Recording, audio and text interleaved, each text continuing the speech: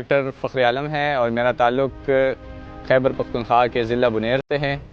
मैं CMH Lahore medical college का graduate हूँ। आज जो मैं यहाँ खड़ा हूँ ये मैं अपने असातिज़ा कराम के मेहनत, लगन और अपने पेरेंट्स की दुआओं की वजह से यहाँ पे खड़ा हूँ। I am very thankful to my college for such an amazing 4 years of such an incredible educational experience, and I'm very grateful for my parents who have helped me throughout these.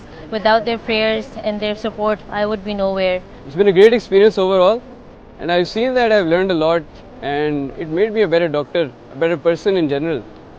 And I see this experience as something that is life changing. आज मैं जिस मुकाम पर हूँ अल्लाह ताला के फजल और अपने माँ बाप की दुआ से हूँ और मैंने इस मुकाम तक पहुँचने के लिए बहुत मेहनत की है। I am very proud and honored to be a graduate of this prestigious institute, and I owe all of my achievements to my parents. I am Dr. Ghazala Ejaz and Dua Jan is my daughter. I am proud of her.